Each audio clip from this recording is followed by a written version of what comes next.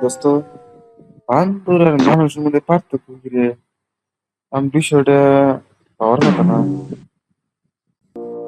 বান্দর আর মানুষের মধ্যে পার্থক্য হইলো, বান্দরের যদি কলা দিয়া আর 1.5 কোটি টাকা দেস, বান্দরের 1.5 কোটি টাকা দেখবো না, দেখবো কলা। বান্দরে তার ওটা বুঝবো না যে 1.5 কোটি টাকা দেয়া কলা কর, গাড়ি গাড়ি আনা যাবে। বান্দর বুঝবো না, আমার কলাই লাগবো, কলা যে হয়তো আমার পেট ভরবো। বান্দরে এটা বুঝবো। আর যদি মানুষের যদি 1.5 কোটি টাকা, 1.5 কোটি টাকা যদি সামনে দেশ আর যদি কলা যদি দেশ, মানুষও কিন্তু কলা দেখবো না, যেহেতু মানুষ, মানুষ কিন্তু টেহাটাই দেখবো। মানুষও জানে যে টেহা থাকলে, টেহা যদি থাকে সবকিছু আমার, সবকিছু এরকম কলা আমি মেলা কিনা আনবো।